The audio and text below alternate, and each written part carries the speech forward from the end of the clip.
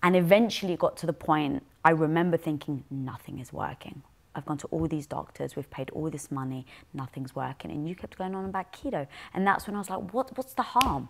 Like at this point, I can't, like if I'm gonna be in more pain because I've had one meal, what's the difference? I'm in pain every day anyway, my hair's falling out, my nails are brittle. And so that's when I then started the ketogenic diet. But there were a lot of times I wanted to throw my hands up, but I just kept reminding myself, all right, Lisa, you've got a choice. Throw your hands up and slowly start dying, or fight and slowly start living. Hey everyone, welcome to Health Theory. Today's guest is none other than Impact Theory's very own Lisa Bilyeu. She's one of the founding members of Quest Nutrition, and she's my co-founder in Impact Theory, and if her last name did not give it away, she is also my wife. On top of all that, she is one of the most extraordinary human beings I have ever encountered. And I'm not saying that because she's my wife. She's my wife because I believe that to the core of my being. And what we're going to be talking about today is one of the reasons why I think that, how she's handled her battle with catastrophic dysbiosis. I've watched her fight through debilitating pain for years on her journey to recovery, and we wanted to share with you guys what we have learned thus far. It is very much still a journey, I am sad to report, but I wanted to bring people up to speed on everything that we've learned so far. But I think before we can get to that, we need to rewind, tell people how this all kicked off. Yeah, well, we had dreamed big our whole lives. We finally had gotten like the house of our dreams. Quest was successful. We thought we were riding high. One of the dreams I'd had was to do like that rap music video where I've got champagne, I'm standing by the waterfall and then pouring it over me. And we actually had a waterfall and we had a swimming pool and we had champagne. And you took a photo and I'm drinking the champagne from the bottle. And like, what was it, 5-10 minutes later, I was like, my stomach is really hurting. And within the next 30 minutes, it was hard for me to breathe. Within an hour, like it was so debilitating, I couldn't even step in the swimming pool because just the water brushing against my stomach, yeah, the pressure. And I just said to you, babe, I don't know what's going on, but I can't stand, I can't breathe. My entire stomach had protruded out. And so that was really the start, which knowing now, there was really the start was 15 years before, but it had finally all caught up with me. And that was the day it really just changed my life. It's interesting that that's like the marker for you. That's not how it started in my mind. Where it started for me was we were about to go to Vegas. I'd shown up to work with my luggage. We were getting on a plane in a couple of hours. I was so excited, needed a break. And you text me and you're like, I'm feeling weird. And I'm like, what do you mean you're feeling weird? And then the next text was, I need to leave. And then the text after that was, I just threw up. And I was like, what? Like, do you have the flu? Which was what I assumed was, oh, this is the flu. And so for a long time, I was like, I didn't think it had anything to do with your digestion. I thought you had the flu. And so then finding out that, okay, it wasn't a flu, it was probably a parasite. And then this notion of a threshold event. And tell people about your background that led to the threshold event. Yeah, so around 16, so I grew up very skinny. And so my entire life, especially as a girl, I would get older women that'd be like, enjoy it now, enjoy it now. And then growing up, I would see my mum eat very little. And looking back now, I do believe that she was some form of anorexia. And she was eating very little. Then my sister, when she got to 16, she would drink Slim Fast. And so it was such a different world for me until I hit 16 and I started to really develop, and a boyfriend at the time grabbed my hip and was like, oh, aren't you getting fat? And so that crazy. One comment, maybe because I'd been primed for it, you know, with like women need to be skinny, you need to eat a little, and I would eat everything I saw. So that was where that shift changed for me. And I went from eating anything I wanted, not really thinking about body image or anything like that, to people saying, oh, cheese is really fatty, it's really caloric. So I would cut out cheese. And then, oh, carbs are really bad. So I cut out carbs. And before I realized, I I'd cut out carbs, I'd cut out fat, and all I was eating was protein. And then before I knew it, that's how I was eating year after year, not realizing that the immune system's carried in your gut. So I was getting sick, which when we first met, I was getting sick, once a month maybe? Probably wasn't quite that much, but it was, I'd peg it at every couple of months probably. Yeah, I didn't realize though why I was getting sick. And so I was taking antibiotics and I would feel better. And then within a month or two, I'd get sick again. I suffered from chest infections. That was like a thing. And I would get sick, six antibiotics. I had a reduced diet, so I wasn't replenishing my gut with different types of bacteria.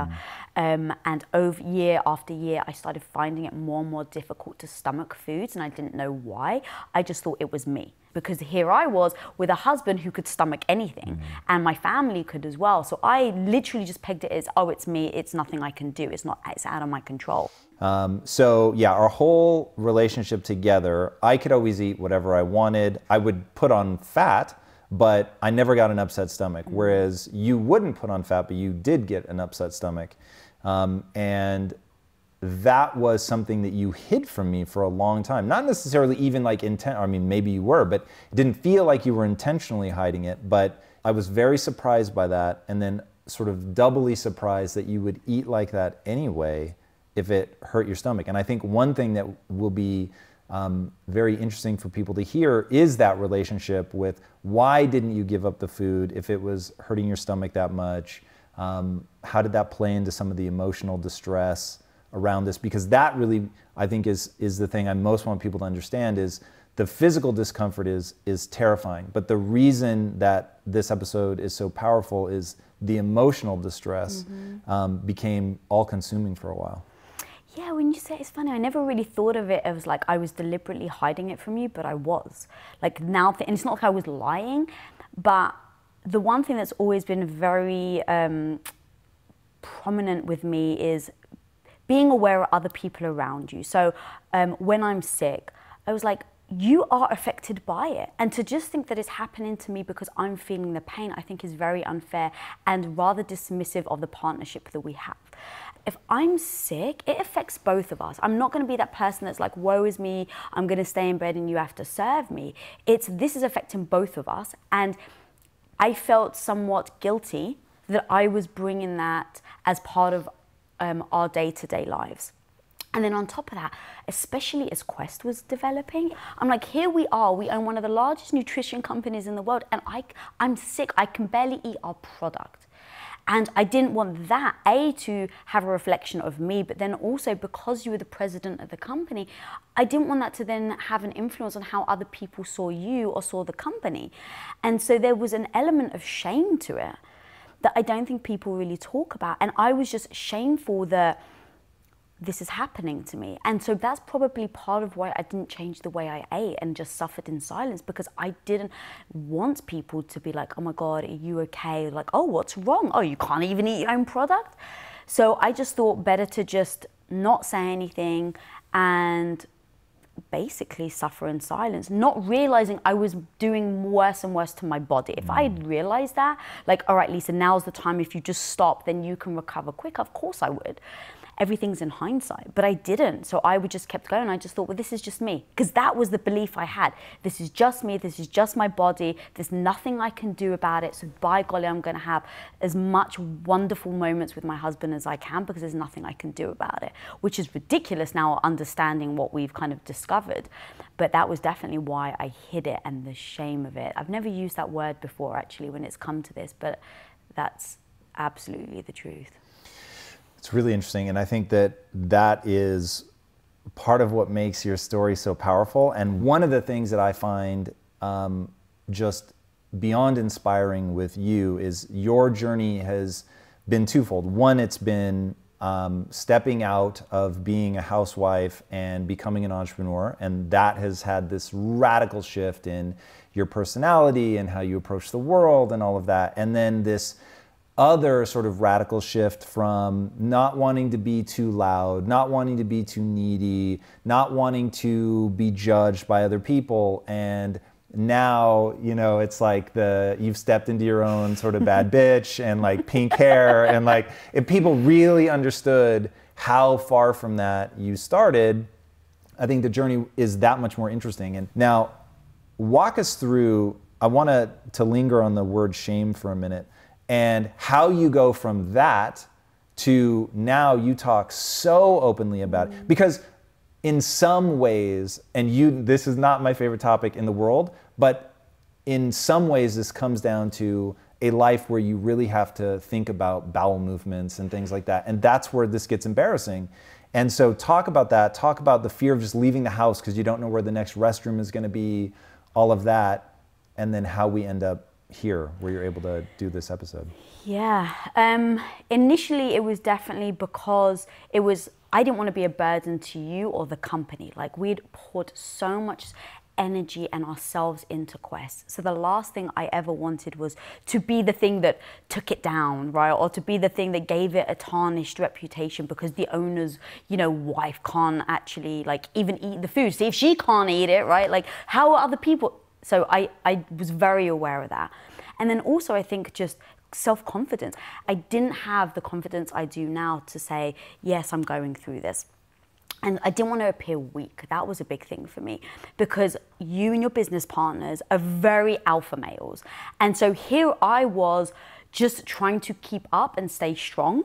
And so I didn't want to appear weak to you guys, not in the sense of like you would dismiss me or think less of me, but more like I wanted you all to rely on me. If shit hits the fan, you go to Lisa. Lisa's gonna figure it out. But if Lisa's sick and Lisa's in pain and Lisa moans all the time, then you're not gonna do it. So I had a vision of who I wanted to be, who I wanted you guys to see me as, and I thought that didn't fit in with the plan, to be honest. And then the team, I honestly thought being sick was a weakness. And so even my team, I hid it because I didn't want them to think that I was weak because of course in those moments I thought, oh, well, if they see me as weak, they're gonna walk all over me. And obviously now I know that's not true. But I definitely thought that. And so that would play on in my mind. It's like, you've got to stay strong. You've got to stay strong. And, at that point, every time I ate, I ran straight to the bathroom. I was doubled over in pain. I couldn't sustain any food or any water. So doing that 2-3 times a day, I could just about make it to work. I could just about get through my 8, 10, 12-hour day. And I could just about get home enough to like get back into bed. Yeah, so the next part will be, how you go from that to where you are now, because now you're still ultra diehard. If shit hits the fan, turn to you, you're gonna see it through, but you don't any longer have this feeling like you have to hide things. Was it sort of just the gradual sort of, I've fucking told so many people now that whatever, or was it a conscious shift mentally of like, I can't be beholden to this anymore. The more I can be honest and the more flexible I am. Yeah, it was definitely slowly. I have a very strong memory of being in your office and we just had a meeting and you said something and everyone had left and I was so upset and I just bawled into tears and I'm like, I can't believe it. Like, you're talking to me like this, and I was just a mess. And you looked at me and you're like, who are you? And you didn't say it's like a mean thing. It was kind of like, what has happened to you? And that face that you made me in that moment, like I still remember it to this day. And I just like, you looked at me like you didn't know me. I remember being like, you've upset me, you've done it wrong. And I was so justified in my feelings. I really thought I was. And it wasn't even what you said. It was just your wide eyes where you're like, is happening. And that's when like I remember just like in tears, and I went into your restroom and I was like almost hyperventilating and I was like, what the fuck is happening? And so that's when I realized I had gone in very serious and that the food issue wasn't just me eating. It was my emotions. It was how I was feeling. My hair was falling out, my nails were breaking, and it just becomes like, maybe this is more serious than I think, and then it would come to the fact I would put pepper on my food. One night I even said to you, babe, I'm going to try to put some pepper on my food. And I sprinkle a little bit of pepper on my chicken. And within 30 minutes, I was so hunched over in agony. You were like, do you need to go to the hospital? And you almost ran me to the emergency room with a bit of pepper. And so those sorts of things made me realize it's not necessarily even something to be shameful anymore. I need to get help. Yeah, like I can't ignore this. Yeah, it's getting scary. And so that's when I would start to tell people close to me, because also they could feel me retreating. I wasn't going to parties they were inviting me to. I never wanted to leave the house. And so I felt like they just thought I was a bad friend. And that's when I started to have to tell them, look, I'm really struggling with this. And then the more I would talk, the more people would reach out like, oh my God, me too, Lisa. Me too. Thank you so much for talking about this, because I've realized it's not just about where you're from or how much money you have. It's actually about like real life issues that everyone can be a victim of. And so people thanking me gave me the strength to speak out more, to really talk about it more, to tell people the strategies that we were discovering. Because if I have to go through this, I've got a choice. I can actually use this to help other people, and in that I can be empowered, or I can play the victim. And so I made a choice. I'm going to use this as it being the best thing that's ever happened to me, because now I can help other people. Yeah, I think that it's been really neat to watch you get positive feedback from people as you extend yourself and talk about this. So I want to recap for people. So we start with this threshold event where you've been from having dietary issues from the time that you're very young to ultimately really restricting what you're eating. Then on top of that, you're taking antibiotics routinely. I'm talking 4 times, maybe 5 times a year for years. So that's now just decimated the diversity of your microbiome. You're not able to go outside of sort of really basic eating habits for a while. And then whatever the parasite was that you got, we have this threshold moment. It looks like the flu, doesn't go away. And then we begin like a medical journey. Now the medical journey has been the part that's been very scary, because you were misdiagnosed so many times. And the classic statement that to a hammer, every problem is a nail, I never quite understood what people meant by that. And what it means is, if you're a gastroenterologist, then this is a problem with your intestines. If you're an immunologist, the problems with your immune system. It's like everybody can only see the solution that fits within what they understand about the world. So first you were diagnosed, which he said it was an immune issue and that you had a compromised immune system. So he was just off enough that we almost had a massive problem. So you were going to get transfusions of your immune system. And I just have this really uneasy feeling that this is such a big response. Let's try all of the simpler things first. And so we end up going down that path. We begin, and I mean, I am cutting out so much stuff, including the swallowing of the camera, endoscopy, colonoscopy, ruling out Crohn's disease, ruling out cancer, like, I mean, just a whole host of fucking things that we went down the path of ruling out. But finally, we center around, this seems to be entirely based on what you eat. Like everything that you do is a reaction to what you eat. If everything that you do is a reaction to what you eat, this is almost certainly a microbiome problem. If this is a microbiome problem, then we should be able to begin attacking it from that front. And we started beginning to stack wins. Now, one thing I want people to really understand though is you're stepping into a cloud of confusion. It is so hard to figure out exactly what's happening that it becomes almost paralyzing in its confusion. So walk me through, what is it like as you're going through this? Like, do you remember certain milestones where you just wanted to throw your hands up and be like, this doesn't, I don't know what to do from here? Yes. Not specifically what happened that made me throw my hands up, but it was every time we went to a doctor, they said, oh, I know what it is, it's this, and take this and you'll be fine. And I remember thinking at the time, which again, like the myth is like, the more money you pay, the better the doctor. And so every time it was a disappointment and a frustration. And eventually it got to the point, I remember thinking, nothing is working. I've gone to all these doctors, we've paid all this money, nothing's working. And you kept going on about keto. And that's when I was like, what's the harm? Like at this point, I can't, like if I'm gonna be in more pain because I've had one meal, what's the difference? I'm in pain every day anyway, my hair's falling out, my nails are brittle. And so that's when I then started the ketogenic diet. But there were a lot of times I wanted to throw my hands up, but I just kept reminding myself, all right, Lisa, you've got a choice. Throw your hands up and slowly start dying, or fight and slowly start living. You know, it's really interesting. So I'm thinking of the person that is in the cloud of confusion right now. They're in pain. Maybe they've tried something. Maybe they've read some stuff online. They have no idea what to do, what to try, or worse, they've tried everything and nothing has worked.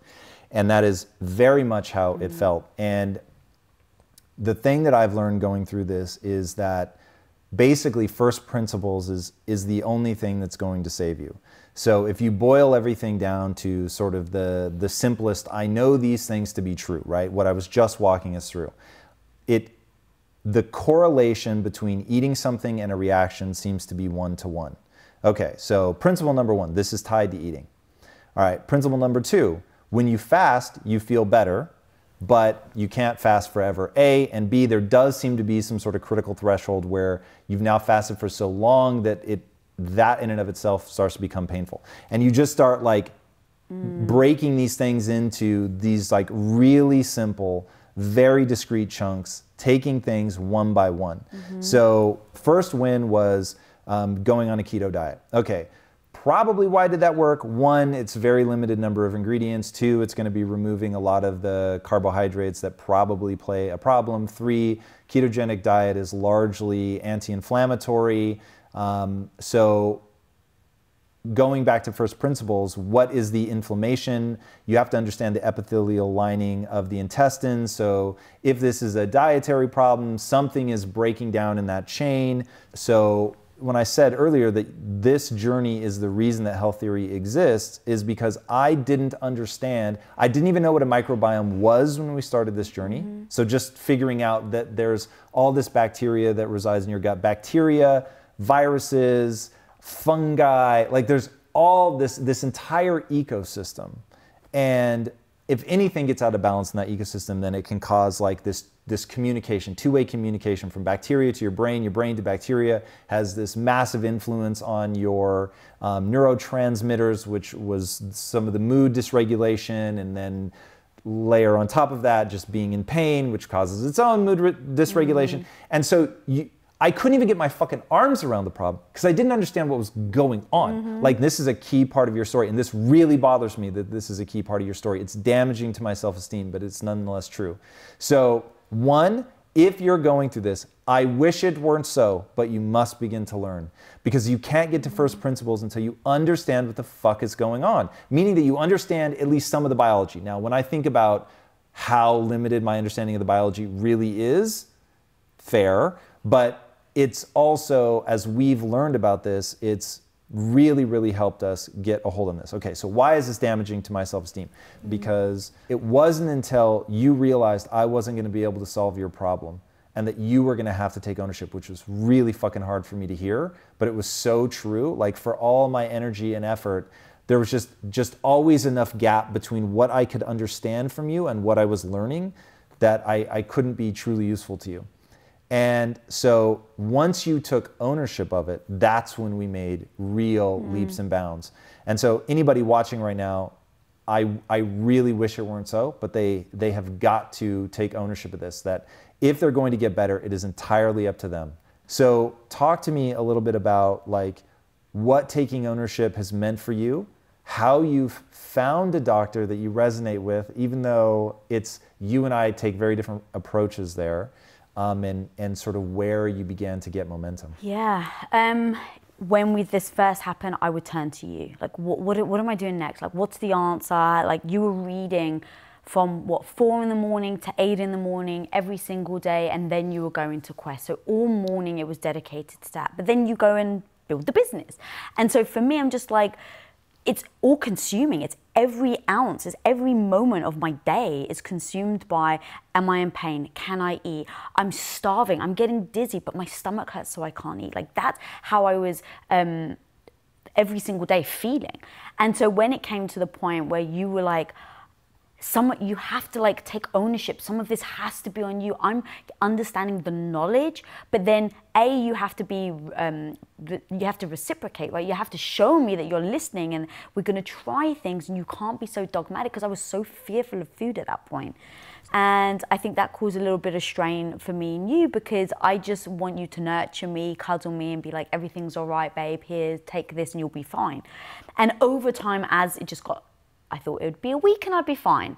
And then a month later, 2 months later, 3 months later, and I'm like, wow. When we started, we thought this was going to be in 3 a week. weeks. Yeah, I remember thinking like, oh, in a week I'll be fine. We'll go to Vegas another time. Yeah. And it obviously wasn't.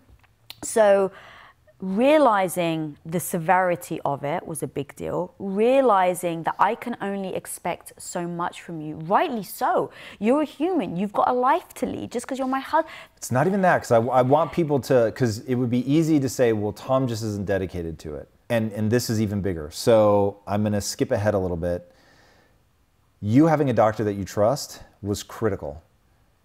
And it may be critical for a few reasons. One, she is doing things for you that are actually working, and so that's, you know, part of what gives you the momentum to keep trying the things that she's telling you to do. But number two, neurochemically, because there's a two-way communication path between your microbiome and your brain.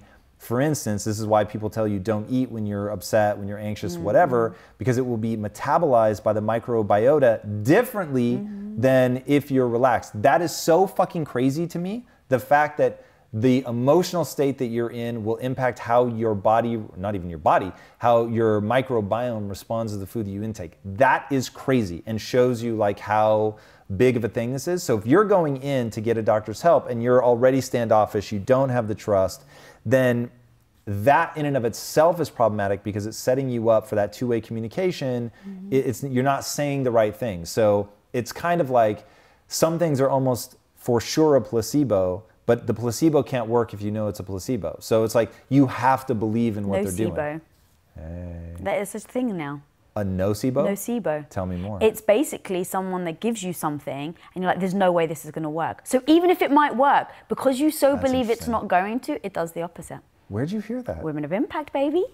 About that nocebo. But do you not remember though, me and you, we had a discussion, because at one point, like I would just breaking down, had enough, and because I had felt like, have you read anything? Have you done anything new? What am I trying? And we sat down and you looked at me and you said, look, if I stopped work and all I did was pay attention to your health and there was nothing else I did in life, could I fix you? Maybe. And it came to, I had to take ownership. I had to start doing a diary, going back to like, what can people do at home? Is a big thing, which I know may be controversial. I came to the conclusion that everything is my fault. So with me being this sick as I am, yes, the doctors gave me antibiotics. They didn't force feed me. I took them myself. I swallowed them myself. Secondly, when the doctor said, you know, I shouldn't really be prescribing you this many antibiotics, but here you go. Did I ever ask why? Did I ever go on the internet and say, what does long-term antibiotics do to you? No, never. So did the doctor make me have a restricted diet, right? So all these things are in my... How did that help you? For the people at home who are screaming at their screens right now. It allowed me to recognize that if I can do this to myself, I can also heal myself. And taking full ownership of that, instead of saying, I can't, I don't know, why me, this isn't working, right? I can do that. Or I can say, this is your fault, you got yourself into it, but the great news is you can get yourself out of it. And having that type of ownership started going, what does that look like? What does full ownership of this condition mean? It means that I have to write down every single thing that I eat. It means that I have to write down every bowel movement that I have. I have to even write down what I do when I eat. Where did I eat? Did I eat at home while in a meeting? Did I eat at home by the swimming pool? And starting to look at patterns. Because in your mind, it's like, there's no pattern. And then I would look after 2 weeks and I'd be like, huh, that's really funny. The 3 times I ate during a shoot, which is a pattern I noticed, every time an Impact Theory shoot was on, I always got problems, but I would eat the same thing. Now, until I wrote it down and started to notice those patterns, I wasn't able to address it. So ownership to me meant that I could take control. It meant that I could start to fix things and then start to pride myself on being, right, we talk about this all the time, pride myself on being the person that is going to keep going to find the right answer. And that is why how I can take 4 years that we've been doing this and now look at it and say, this can possibly be the best thing that's ever happened to me, because it has empowered me to change the way that I think. We built this set, this whole show specifically to basically address my health. And when I start reading comments about people seeing interviews that you've done, I'm like, oh my God, thank you so much. This really hit home. Now I can start to help myself. It's like there's a great knock-on effect to me taking ownership of that. And then to also just acknowledge the difference that made in our relationship. Because I think for you seeing that I was taking ownership helped like you approach it. Like, okay, well, it's not just a battle you're dealing with on your own. She's actually like becoming a part of it. And we realized together how much mindset plays into this. And initially I thought it was such BS. When the first call we ever had with one of our doctors, more the holistic side of things, and I've got my diary and I'm all excited because I'm like, I'm the best like customer ever. I've got everything written down. They want to know what I ate 3 weeks ago. For lunch, I can tell them exactly what I ate. And I had the book ready and they on the phone and they're like, so what do you do when you eat? And I was like, well, what, you mean what I eat, right? And they're like, no, what do you do when you eat? He's like, I actually don't care what you eat right now. That's not even interesting to me. I need to know what you do when you eat. And that was the first time I realized how much my lifestyle, how much the stress of the business, how long I work, not sleeping much, all of that, how much it actually affects my eating. And I never understood it. I thought that was all BS, all woo-woo. The mind, what's the mind got to do with the gut? And it wasn't until I became open to any suggestion, no matter how much I didn't believe in it. The second I was open to it and said, this could be it, the placebo effect, even if I'm wrong, but this could be it. I'll try anything now. Acupuncture, yep, let's do it. You want me to go on a vegan diet? Cool, I got this. You want me to go to all, artificial food? Sure. Like whatever it is that could potentially help me, I go in thinking this is the answer. Yeah, that is one thing that I really want to acknowledge you for, and hopefully by proxy acknowledge a lot of the people that are watching, is it is extraordinary to see how tenacious you've been through this, how you've never given up, the amount of pain that you've had to deal with and tolerate, and to stay optimistic and to stay positive, to stay focused, to channel it into helping other people. I mean, it really is extraordinary. And trust me, I am beyond biased. But the truth of the matter is that part of the reason that this relationship has been the greatest thing in my life since I met you is because you have that just tenacity and that the strength of character to see something like this through, which is really, really extraordinary. So we find functional medicine. Functional medicine is, I think, better named root cause medicine. So they're asking a fundamentally different question. Not what do I give you to make you better or ameliorate your symptoms.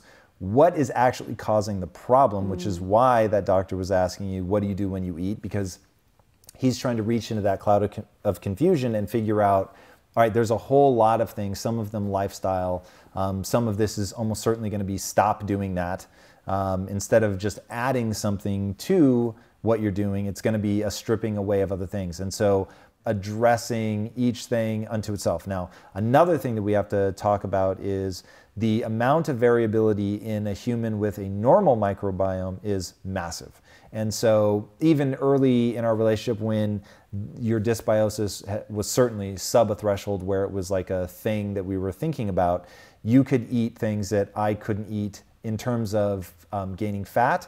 I could eat things in terms of not upsetting my stomach that you couldn't eat. And now knowing what they are, of course, for you, massive triggers: soy, sesame, a lot of oils, canola oil, Jesus. All right, in fact, this is hidden oils. This is, give people a little taste of what the fuck this is. It becomes, because you look at your food, right? You go out, for instance, I went to a burger place. Yeah. A well-known burger place? A very well-known burger place.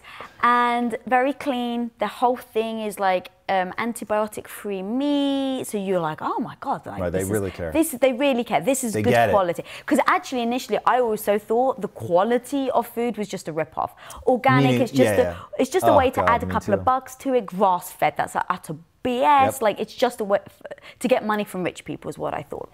And I would get continuous stomach aches, and it's what I would consider safe food. And eventually we called up the restaurant and we're like, what do you marinate your chicken in? Because it was just grilled, it was literally grilled chicken. What do you sesame oil. I didn't even know that was a thing, but you can't see it. So it never dawned on me that it was that type of thing. And it was like other restaurants that had great reviews, you know, massive on Yelp. And we went to an Italian restaurant. Italian, not like a fast food chain that, you know, coats itself as Italian. It was actually an Italian restaurant. And I always now say, because I understand hidden oils, so I always use the phrase 100% olive oil. Not olive oil, it has to be 100%.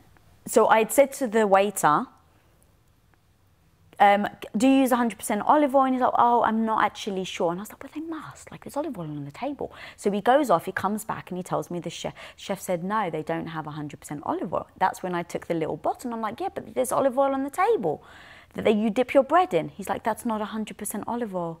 It was mixed with canola. And I'm like, you're an Italian restaurant. You have a bottle on the table, and it's not 100%. That's blended oils. Blended oil. And that's when I realized that you sadly cannot trust anything. And that's where you, if you're in a situation like myself, you have to take full control over it. Now, here's the other part of it. You take full control, but what happens is you become psychotic. And I recognize that I've become psychotic, right? And it becomes that now I've put fear into myself when I eat out. And what does that fear do? It stresses me out. Well, what's bad for the gut and your digestion? Stress. So it's like this addressing issues, staying calm, taking deep breaths, calling ahead of time, finding out what restaurants I can go to, asking, do you have 100% olive oil? Because if the restaurant says no, I just won't go. Yeah, that has been maybe the most frustrating thing for me in all of this. One, it is so powerful, and this is why I brought this up. It is so powerful once you begin to identify your particular triggers. They're not going to be anybody else's trigger. I mean, look, some people may share them, but like we tried the FODMAP. FODMAP didn't work for you. Just adhering to that. Now, we found that there were items on the FODMAP that were problematic, and so it's pointing at something that maybe is the issue for the vast majority of people with this, but it isn't for everybody. And so you really do have to own going through, finding out what your triggers are. But now that we know what your triggers are, like you can't have too much seafood in a row. You can have some, but not too much. You can't have soy sauce, can't have sesame oil. And so it is, once you know your triggers, then it's just a matter of making sure that you avoid them. But the problem is in the restaurant industry, a lot of times they don't even know. So they don't know if it's 100% canola or 100% olive oil. I can't tell you how many waiters have had to go, oh, let me check, I don't know. Now, the ultimate goal, of course, is to get to the point where you can drink canola oil straight and it doesn't upset your stomach. We're not there yet. But one thing that I would be interested to know is like, what do you think you should try next? What do you see as the next frontier for you to try? Slowly introducing things that my body's screaming don't have. So I actually spoke to my doctor today about this. My thing is I have to actually try soy, and she's told me 3 weeks ago to do it, and I admitted to her today. I was like, because she's like, oh, have you tried it? And I was like, no. And I was like, I totally know it's my own fear. I'm so fearful of what it's going to do to me, I'm stopping myself, but I don't want to try it when I'm fearful. So I've had to work my way through it over these last 3 weeks, and I feel like I was going to do it this week, because I feel like I'm actually in a really good place to be like, all right, Lisa, you got this. Like, and I have to have that mentality because I know how powerful the mind is. Just quick story, at Christmas time, every other day I'd eat Cold Stone and I could manage it. And now I'll have half the amount and I'll be in pain. So part of me goes, well, oh, but you could have it then, so it must be okay now. And I've learned to never assess things like that. What's your hypothesis? My hypothesis is I was on vacation. So 10 days. Relaxed. Yeah, 10 days, office was completely shut. We were on vacation, we were relaxed. So I understand that that's very powerful. So in trying all these other little things that she's telling me to slowly introduce, I need to make sure that when I do, that my mindset and my conditioning is right, because I want it to be a true evaluation, let's say.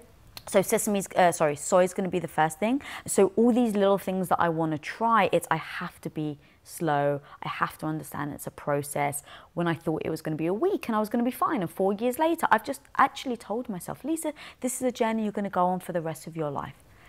But everything now that I'm doing, I'm like, this is a theory, which is why we called the show Health Theory, right? We had such a strong idea of what it was, that there's no way it could be this. And when we started the show, it was because you were learning so much that had started to rebut the things that we believed in. So then it's like, okay, well, our beliefs right now are holding us back. And so why not open ourselves up to being like, to even the things that we think is utterly false. Open ourselves up, let's get some experts on, let's call this a theory, because what we learn now in 5-10 years is probably going to be different as technology changes. So that was another thing of like, with the show and just the mentality I have now is like, it's a theory, it could work. And I always tell myself, like, I never say like, oh, it might not. But it's just going, it's a theory. So that way, if it doesn't work, I'm not beating myself up over it or going like, oh shit, now I'm back to square one. It's like, cool, you tried something out, move on to the next.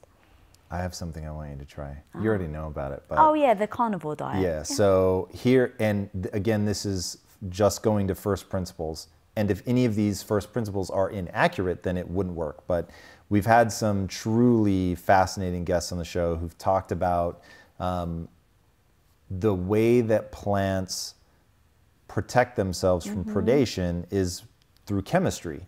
And to make sure that they're not getting eaten, they're going to do things to make themselves less desirable. So whether that's upsetting your stomach, whether that's tasting hot and activating, because it's actually not hot, it's just activating the pain receptors in your tongue, which then is perceived by your brain as being hot, which is very fascinating. But that's the plant attempting to not be eaten by anything, or perhaps not to be eaten by certain types of things. So, okay, using first principles. Plants don't want to be eaten. The way that they avoid predation is through creating chemical toxins, basically, that we are one of the predators. And so some, and nobody argues this, I don't think there is a single human being on the planet that argues that some plants are poisonous. The most deadly toxins on Earth, they're not spider venom, snake venom, they're fucking plant toxins. So looking at things like arsenic, which is a plant toxin, you begin to understand what's going on. Okay, so some plants are toxic. Now the question is, are all plants toxic? Is it just degrees of toxicity for human? Or are there really some plants that want to be eaten? Now I'm differentiating between fruit and sort of the base plant, the non-flowering part of the plant. So then you've got, if all plants are toxic, interesting theory to me, if all plants are toxic, and one of the ways that they react on the body is by breaking down that epithelial lining in your gut, that single cell membrane, that breaks, then things are able to go from the gut into the body, which they're not technically in the body as long as the epithelial lining is in place. So, and the reason that the immune system is there in the gut, and I thought that this was one of those light bulb moments for me. The reason that the immune system is at the gut is because that's where motherfuckers cross the barrier into the body. It's like the passport control of the body. So people roll up, you gotta have some fucking armed guards right there. You don't need them, once people are already in because they've already been checked. But you need them right there. So you put the immune system there so they're ready to fucking respond. Something gets through because that barrier is broken. That piece of material could be a dead piece of the bacteria that are supposed to be in your gut. Could be a random protein, whatever. Something gets through, your fucking body triggers the immune system, it pounces on it, the immune system gets heightened. You can imagine if you're being invaded, the armed forces are gonna be fucking everywhere, guns blazing, shoot first, ask questions later, and that's what happens.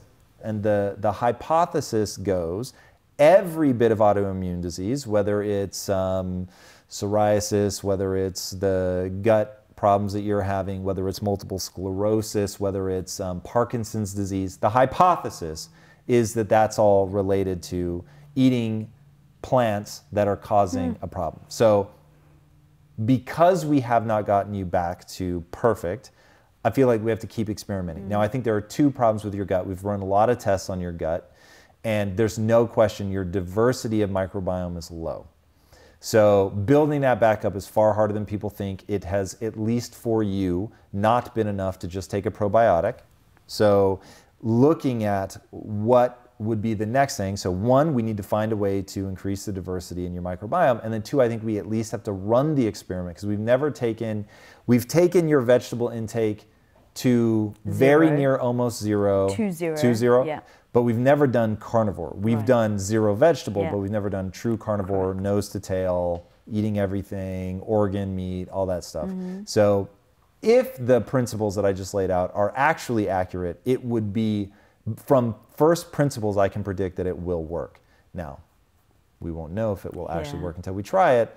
So, but that's something I'm super keen to try. And we've spoken about this because I know we've had guests on that have spoken endlessly about it. And for me, it's like I'm very open to it. Right now, I'm actually making great progress with my doctor. So I don't want to change anything while I'm still making progress. When I hit at another wall, then I'll be very open to it. And I guess we've never even really laid out, people may be like, so what kind of dysbiosis does she have? So the things that we've come to identify with me is I had SIBO, which is small intestinal bacterial overgrowth, which means that you've got an overgrowth of bacteria in your small intestines, both good and bad, which is not where you're supposed to have it. And if people like eat broccoli, eat sauerkraut, all of that stuff that's good for you, it only feeds the bacteria in the wrong place. Because it's fermenting it, which creates a lot of gas. Correct. Yep.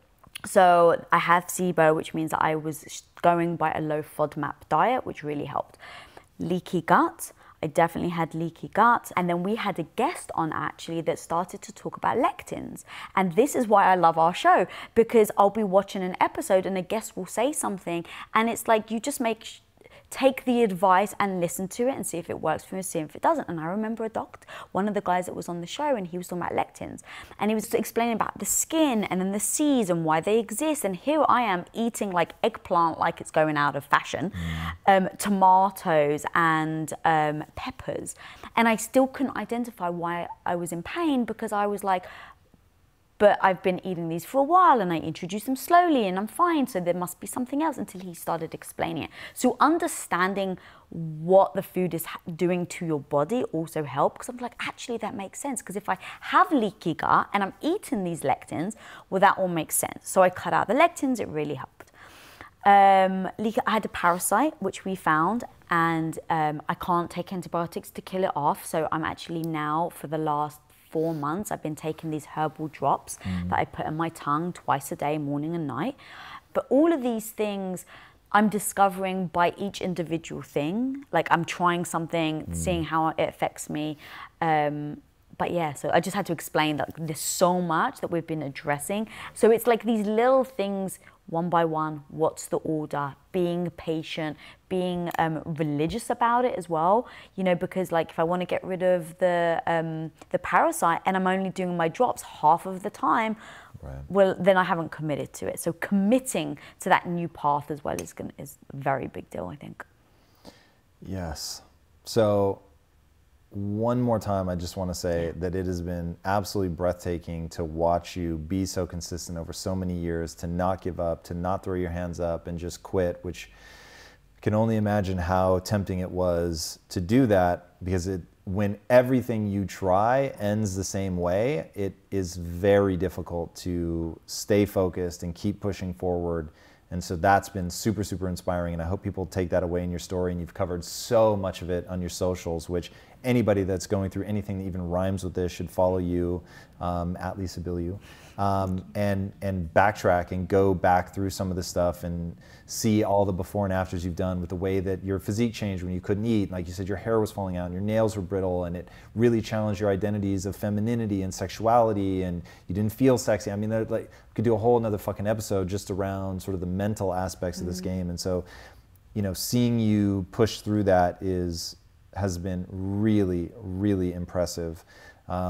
Like you said, take the worst thing that's ever happened to you and find a way to make it the best thing, and to see you become stronger on the other side of that and more yourself and unafraid of what other people think and really focused on helping people has really, really been inspiring to watch. And I don't often have an excuse to just fucking gush. So I will take this in the hope that it inspires somebody else who's in the middle of it when you don't feel strong and you don't feel like continuing, which I'm sure you didn't either, but you just keep putting one foot in front of the other and keep going, you know, coming back to first principles. What's working? What's not? How do we eliminate? How do we predict? And just working our way through every person's own sort of individual thing, trying to get to the root cause and that's the fix. So. The one thing I just want to add actually that you just mentioned that I didn't say earlier is this entire journey, everything we've been through for the last 4 years, the hardest thing really was my identity. And it really was feeling like I didn't feel sexy. And, you know, for me, my identity definitely was, and it still is now, like, I want you to be attracted to me. I want you to, like, your eyes pop out of your head every time you see me. And I want to be a nurturer and this, like, beautiful woman that you know, that you saw on our wedding day. And I started to not feel like I was that anymore, right?